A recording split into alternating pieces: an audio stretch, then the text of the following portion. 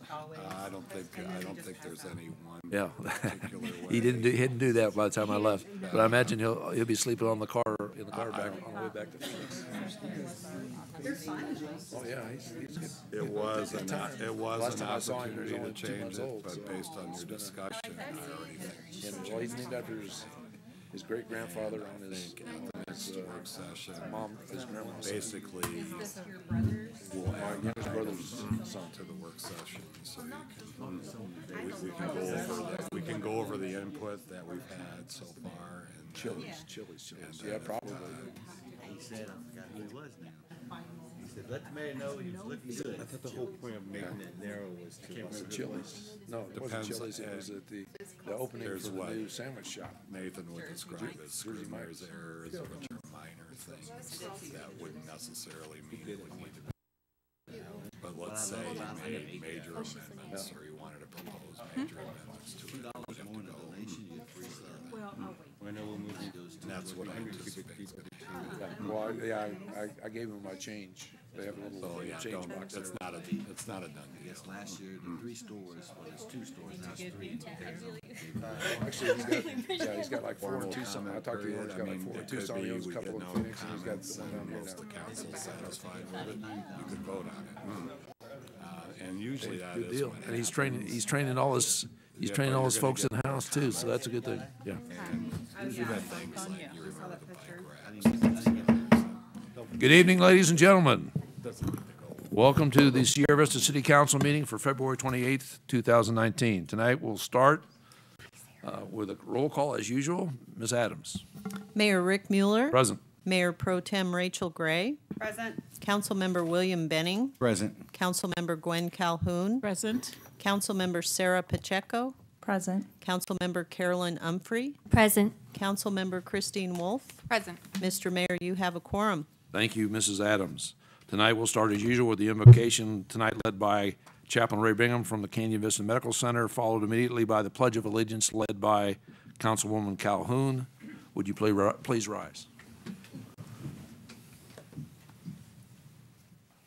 Mr. Mayor, council members, guests, let's bow our heads and pray.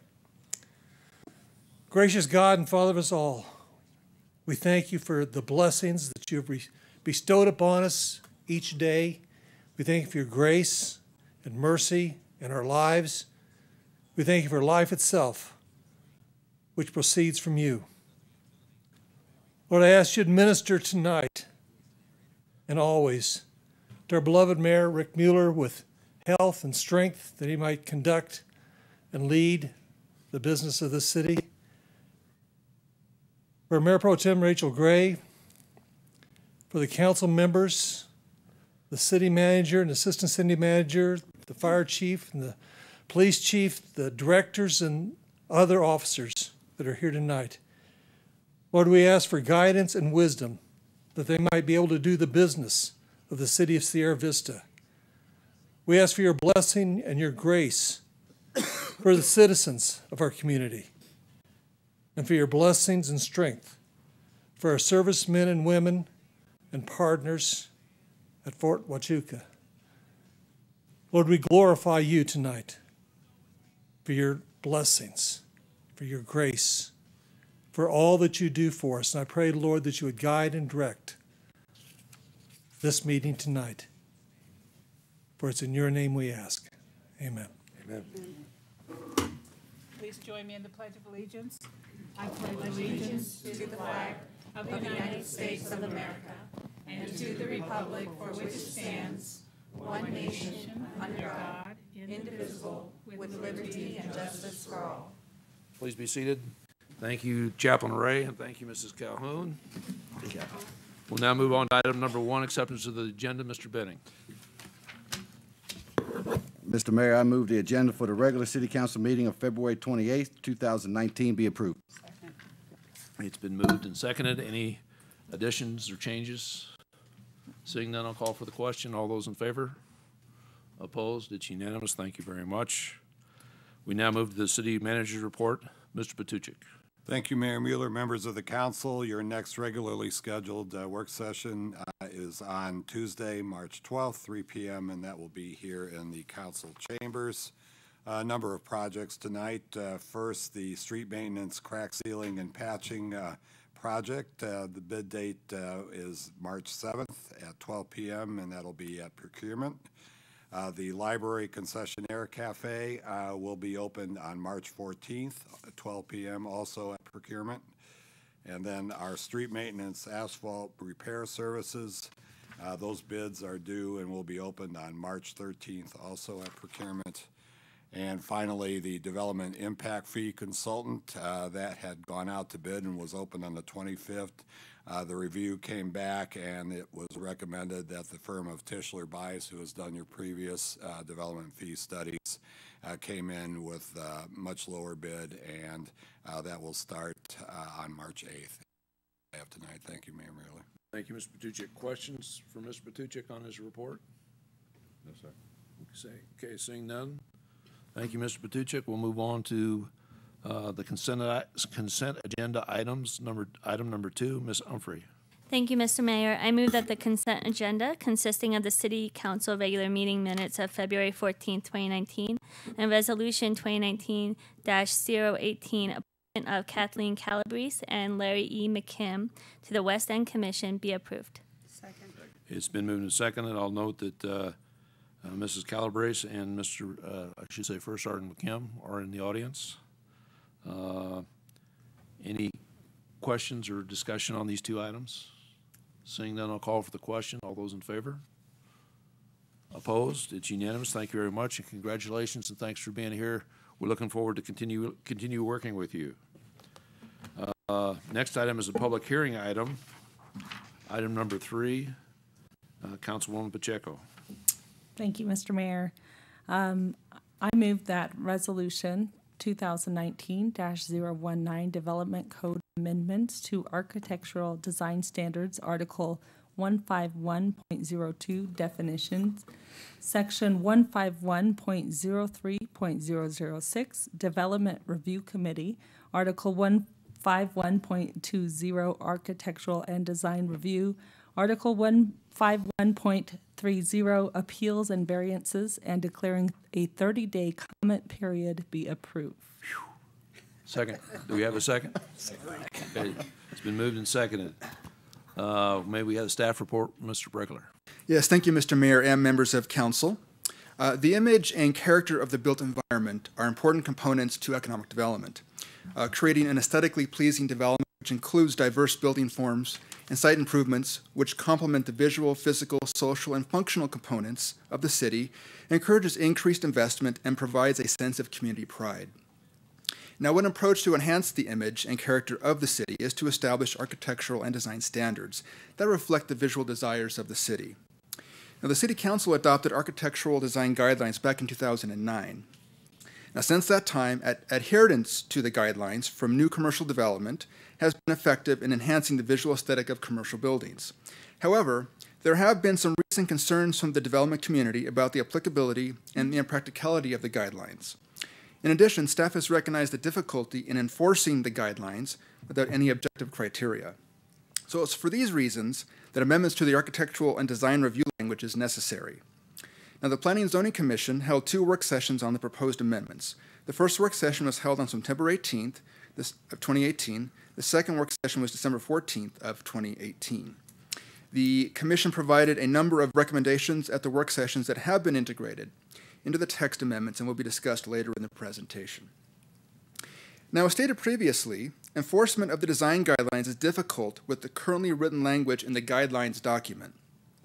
Therefore, one of the first changes was to eliminate the guidelines document as an enforcement document and to write objective standards within the Development Code, Article 151.20, thereby not only consolidating all aspects of design review within one document, but also strengthening the enforcement process. Another proposed change is the format and layout of the design standards, which now allows the developer to choose from a selection of options to implement within the project. According to the proposed language, the developer is required to meet the facade materials, and building color design standards, and then has the option of selecting at least 3 of the remaining 6 design standards to incorporate into the development. Now, the advantage of using this format is that it provides design flexibility and allows the developer to determine which standards will be most beneficial to the development. Now, at the Planning and Zoning work sessions, the Commission recommended that the facade coverage areas on buildings be determined based on the zoning district and the adjacent street classification. So basically, those buildings that are adjacent to arterial roadways will have a higher standard to meet for a building facade than those along local streets.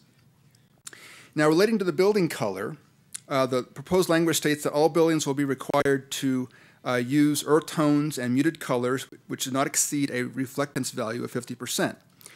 Now, the Commission recommended that there be a waiver to this requirement for those businesses on the west end, indicating that there would be no limitations on building color. As they stated that it would provide artistic creativity and vibrancy on the west end. Now, an additional proposed amendment identifies the Director of Community Development as the review authority, replacing the Architectural Review Committee. However, the Commission recommended that there be a separate review authority and process for developers that want to waive certain architectural and design standards. Therefore, the Development Review Committee, which currently reviews and approves all commercial site plans, was designated as the Waiver Review Authority. The proposed language also states that any appeals from the Development Review Committee decision shall be heard by the hearing officer. So therefore, although the proposed architectural and design language are required standards, there is indeed flexibility built into the review process. Additional amendments include specifying the developments which are subject to the architectural and design review process, which include new commercial buildings, new site development, and exterior structural modifications to existing buildings. The proposed language also clarifies and simplifies the submittal and review processes. Now, staff has received 1 public comment in opposition to the amendments. The comment states that the proposed amendments would increase the cost of development, thereby affecting investment and development in the community. So with that does conclude staff's report. Okay, thank you. I'll just mention again, this is to open up for a 30-day public comment period. Questions on Mr. Pregler's report from the council? Just a question. Oh, excuse me. Go ahead. On that last comment you made about it increasing the cost of building, do you know that as a fact? I mean, the letter that you received said it would, but do you know that to be true?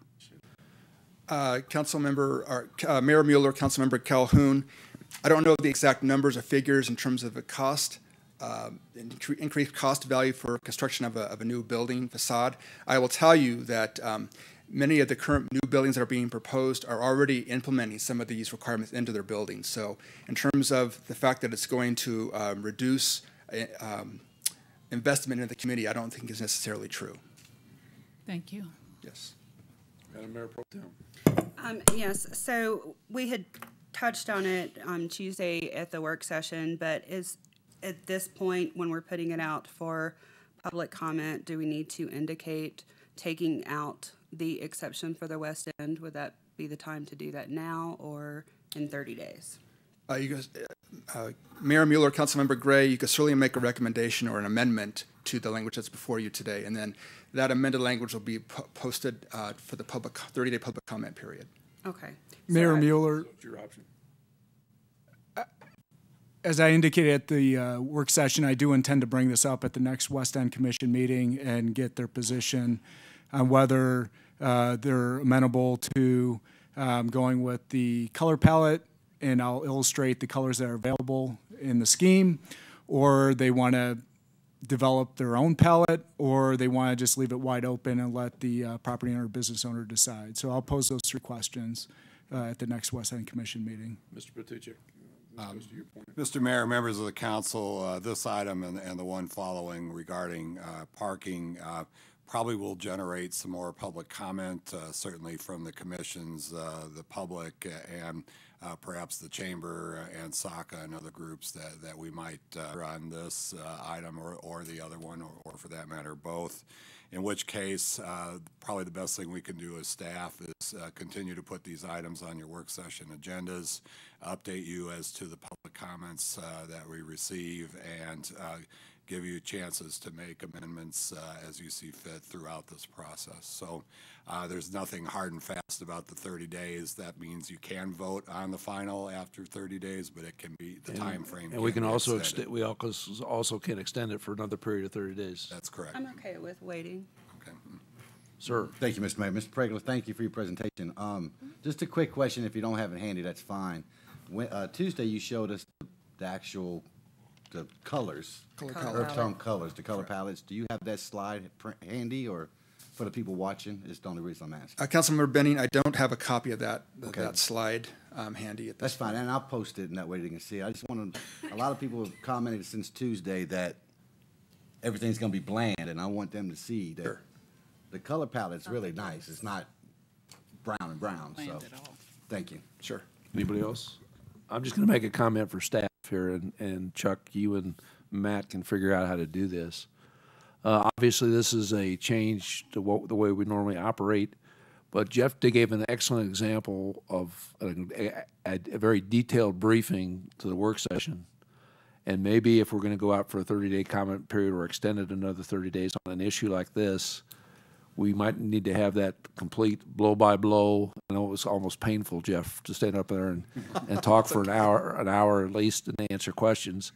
It might be best in the future when we have something like this to have him do that briefing twice, once at the work session and once here, so the people at home that don't get to watch both can do that here. So again, I'll let you guys put your heads together and figure out a way to do that, and maybe a more abbreviated with some of the highlights at the council meeting rather than the whole blow-by-blow briefing he gave us on Tuesday. Yeah, and I think part of the reason, these are coming to you this way is, we first wanted to get some input from council, whether you even wanted to proceed with, these two items at all. And if you didn't, then we wouldn't put any more time into them. But it seems like there's an interest to proceed, but maybe not exactly the way it is currently proposed. So we'll move forward, and I'm sure we'll be able to get through it and get something that's amenable to you. Thank you, Mr. Batucci. Any other questions, comments?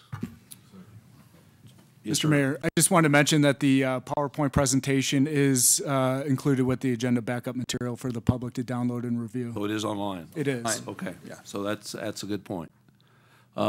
Seeing nothing else, I'll call for the question. All those in favor? Opposed? It's unanimous, so we go to a 30-day public comment period. Next up is item number 4. Excuse me. Ms. Wolf. Thank you, Mr. Mayor. I move that Resolution 2019-020, Amendments to City Code of Ordinance Parking Regulation on Public Roadways, Chapter 71, Parking, and declaring a 30-day comment period be approved. It's been moved and seconded. Mr. Pregler. Thank you again, Mr. Mayor and members of council. The Planning and Zoning Commission, in working with staff on its annual work program, identified a need to enact parking regulations into the City Code of Ordinances. As a result, a number of proposed amendments have been included in Chapter 71 for your consideration. The Planning and Zoning Commission held 2 work sessions on September 18th and December 4th of 2018, where they discussed potential draft language. The Commission ultimately approved the amendments at their February 5th meeting. Now, the current language under Chapter 71 establishes requirements and penalties for vehicles parking in disabled parking spaces. However, the proposed amendments expand the scope of this chapter to include conventional parking requirements on public streets that are commonly covered in municipal codes and follow Arizona revised statutes. The police department has also provided comments related to these requirements, which have been integrated into the language. Now, another component to the proposed amendments is language that would place restrictions on the parking of recreational vehicles and trailers on public roadways. The language limits the parking of recreational vehicles and trailers on public roadways to no longer than 5 days in any 30-day period. The limitation of 5 days was recommended by the Planning and Zoning Commission, whom felt that this was ample time for an individual to load or unload the vehicles prior or following their use. In a review of other communities that regulate RV parking on public roadways, the parking restrictions vary from 2 days to 7 days. So the proposed 5 days falls within the timeline and restrictions from other communities. The language further clarifies that the movement of these vehicles from one point directly to another point within the same block shall be deemed a continuous parking period. Now, the restrictions were developed in response to citizen concerns about the safety of pedestrians and other vehicles along the roadways. In a review of citizen complaints that dates back to 2016, the city has received 73 complaints related to RVs and trailers either blocking the vision of drivers at intersections or obstructing the right-of-way as drivers back out of their driveways. Now, to be completely transparent, as I stated last time, there are some properties that have received multiple complaints. However, a good portion of the complaints are related to separate properties in the community. I also wanted to note that the list of complaints presented to you are only those complaints that are received by community development and do not include complaints received by the police department, which was presented to you at the work session. In addition, the fire marshal has provided a statement which has been provided to you that indicates his support of the amendments as they relate to reduced roadway widths and emergency vehicle response times. The draft amendments also included an enforcement section which describes the process for citing and removing vehicles that are in violation of the parking regulations in the chapter. A definition of recreational vehicle and trailer has also been included in the proposed language to assist in the enforcement of these vehicles. So the city has received a total of 38 public comments addressing the proposed amendments, all of which have been provided to you. There were 16 letters in support and 22 in opposition. Those in support state that the amendments will increase safety and aesthetics along the roadway. Those in opposition have concerns about the number of allowed parking days, which is, as I said, proposed to be 5, that the ordinance creates too much regulation, specifically that public streets should allow all forms of vehicle parking. Number 3, the concern is that there's no location other than streets now to accommodate RVs, especially on small lots.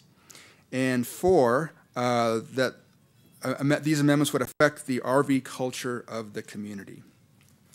So that does conclude my portion of the staff report. I don't know if Mr. McLaughlin had something to add to this. Mr. McLaughlin? Yeah, thank you. Based on the discussion that transpired at your last work session relative to business trailers potentially being affected by the proposed restrictions, we're recommending that the council consider amending the provision by inserting the phrase disconnected from its tow vehicle after trailer in the first sentence. We offer that for your consideration. So it would read, it shall be unlawful to park any recreational vehicle or a trailer disconnected from its tow vehicle on a public street in a residential zoning district for a period longer than 5 days in any 30-day period unless signs are posted prohibiting the on-street parking or identifying a different period of time. Okay. And that was proposed to the Planning and Zoning Commission in December. However, they modified staff's recommendation to remove the phrase that I'm offering for consideration to address the specific concern that was expressed at your work session. And that's something I've been milling over too. I think it gets back to the definitions. And forgive me, Jeff, I haven't looked at the definitions of trailer, but the way I read this, and it may be wrong, but the way I read this, when you say recreational vehicle and trailer, my assumption is we're talking recreational vehicle. We all know what that is. It's a motorized vehicle that you use for recreation. But is it recreational trailer as in a Travel trailer. five wheel, a 5-wheel that's hooked up behind your pickup truck, or is it all trailers? The ordinance contains 2 separate definitions. And the definition provided in the proposal before you for trailer states a structure standing on wheels, towed or hauled by another vehicle, and used for carrying materials, goods, or objects. So we were contemplating a utility trailer or a hauler or a 5th wheel trailer. Okay, so well, a 5th wheel trailer would be covered under the definition of recreational vehicle. Well, as provided in the proposed ordinance. Okay. I just want to make sure everybody understood that. Okay? Further discussion? Questions from Mr. Pregler?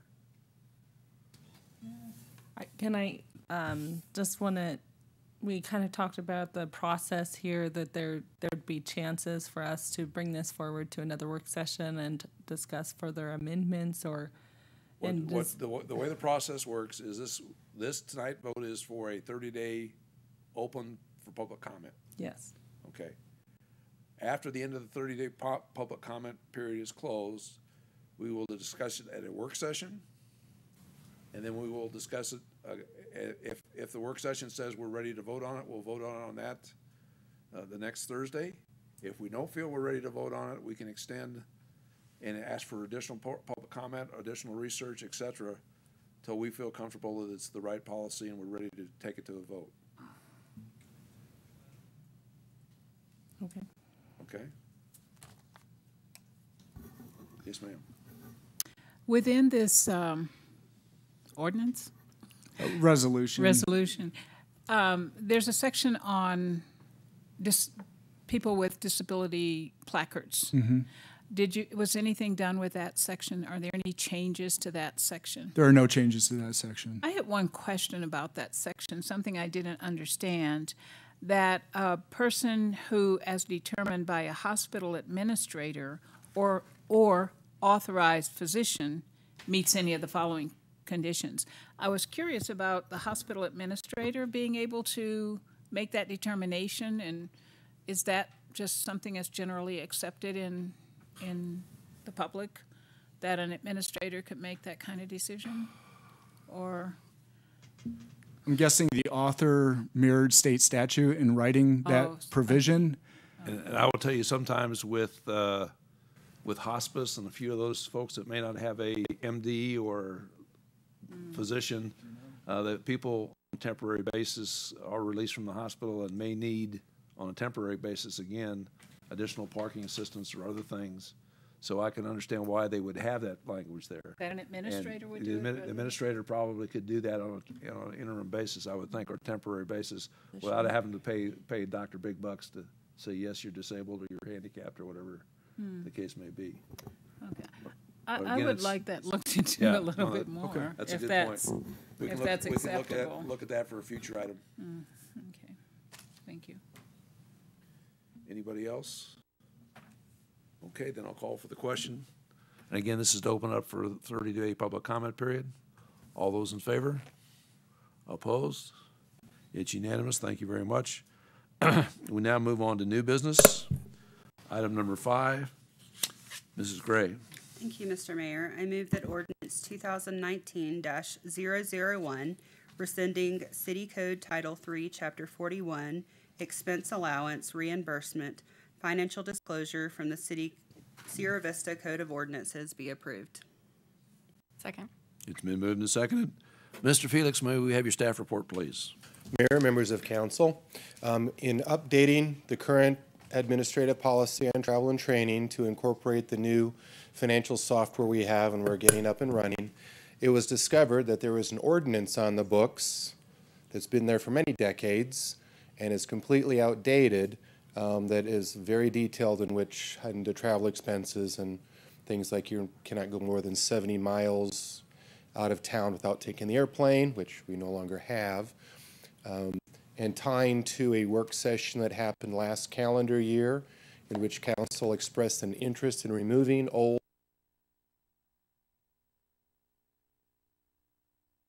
that is currently in place. It would stay as a admin directive, which it has been for the whole time I have been here, and then it can be updated more easily and much more cost effective to the city as well. That way, for instance, when it's changed, we don't have to come to you and change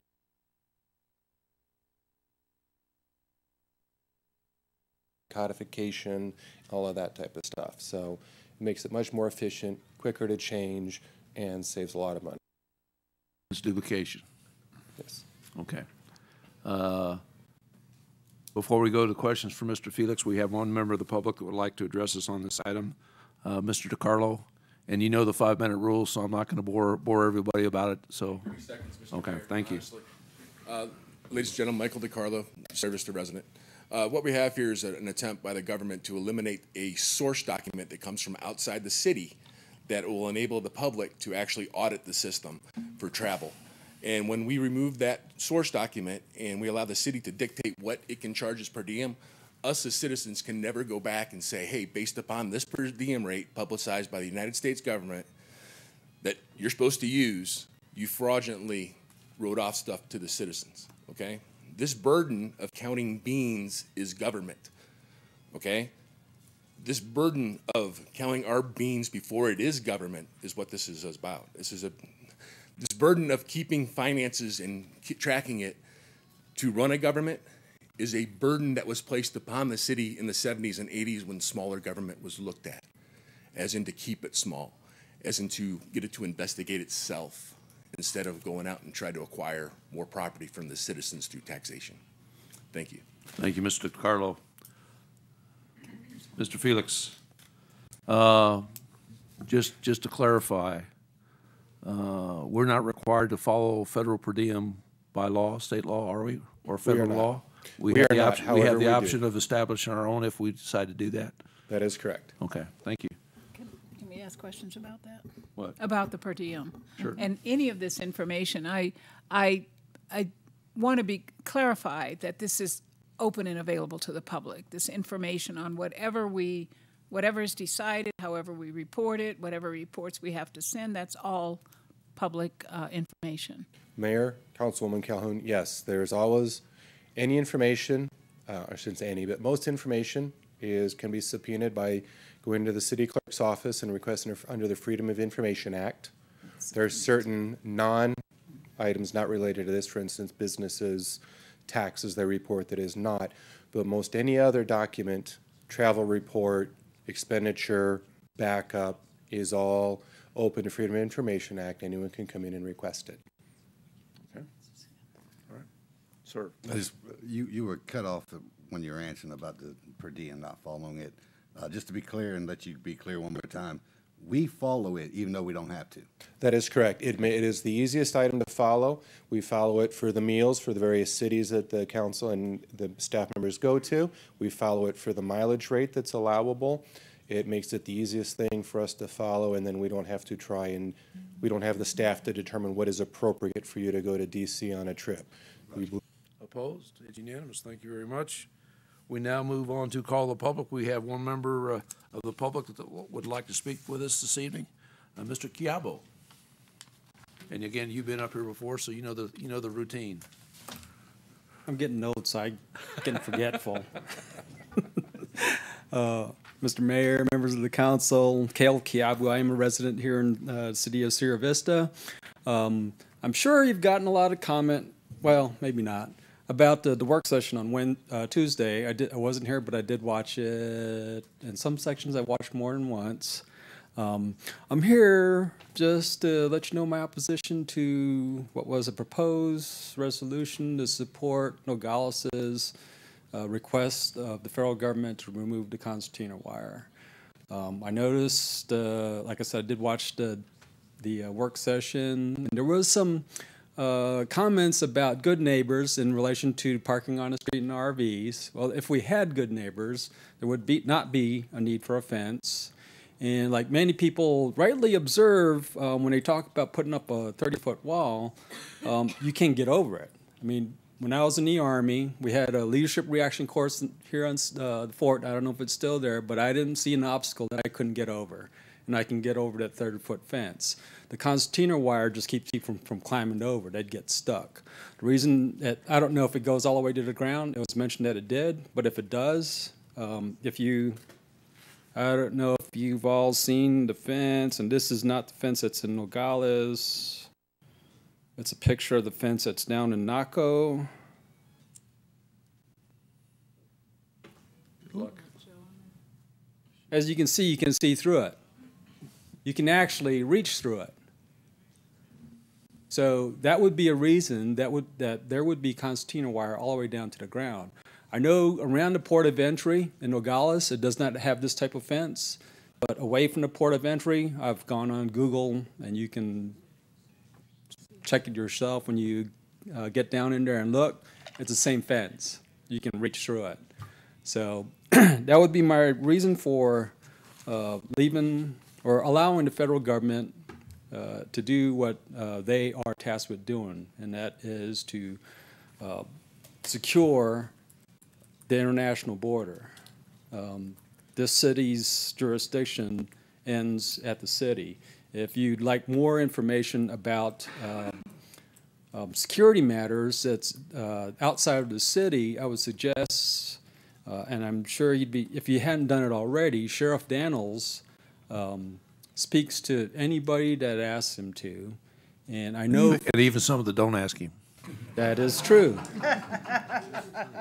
I was at the same event that the mayor and Councilman Benning was at last week, and the sheriff spoke there. And so before the event started, because I had spoken to him before, I asked him about our current Congressional District 2 representative, if he had sat down with her and talked about security concerns within the county, and he had not yet. He is trying to. But there is more going on in the county than most people know about. I know people that are outside of the city limits, from Portal down to Douglas, over to Palominas, up to Benson, Wilcox, and most of the people that I know would agree with me that having that wire as an additional barrier on that fence that you can reach through is a good thing. I thank you for your time. Thank you, Mr. Chiavo. We now move to comments and requests for council tonight. We'll start with Ms. Calhoun. Thank you, Mr. Mayor. I have nothing. Thank you, Ms. Calhoun. Mr. Benning. Thank you, Mr. Mayor. I'm going to be brief. I want to congratulate Kathy and Larry. And Kathy, look forward to Good Neighbor Alliance dinner on the 16th of March. Carolyn, she might speak to it, but Carolyn just to speak to the Sunrise Rotary yesterday morning, and it was a fun time. They had some good questions, good advice. So just want to thank them for inviting us out to talk to them. And Mr. Mayor, that's all I got. Thank you, Mr. Benning. Mrs. Humphrey. I would also like to thank our new commissioners on the West End Commission, Kathleen and Larry. I am excited to have a full commission now and to get things going for the West End Fair on May 4th. Thank you. Thank you, Ms. Humphrey. Ms. Pacheco. I welcome to the new commissioners. We're grateful for your willingness to serve the city. Thank you for being willing to do that. I was grateful to be able to attend the Huachuca Area NAACP Freedom Fund Gala with Councilmember Calhoun last week. It was lovely and a great celebration of Black History Month, so I was glad to see that happening in our town. That's all I have. Thank you, Ms. Pacheco. Ms. Wolf. I have nothing, thank you. Thank you, Ms. Wolf. Madam Mayor Pro Tem Gray. I have nothing. Oh, my. Okay, well, I just want to make one comment. I got a phone call today from the organizers of the Wild West Days in Tombstone, and they were looking for a representative to be the Grand Marshal for their parade on the 16th at 11 o'clock, and they were looking for somebody that represents a community that has supported the soldiers and veterans in our area. So I was very pleased and honored to say I would represent you as a Grand Marshal of that parade for that reason. So again, it's a community honor, and I look at that as a way to say thanks to our great veterans, their families, and all the people that support veterans in our community. And doing the right thing does pay off, and you are recognized. So again, thank you for allowing me to be your mayor, and I'm honored to represent you in this parade, the Wild West Days Parade, 16 March, 11 o'clock, Tombstone, Arizona, which is one of their big events, among many. Seeing nothing else before council, meeting's adjourned. You have to get your cowboy hat. Well,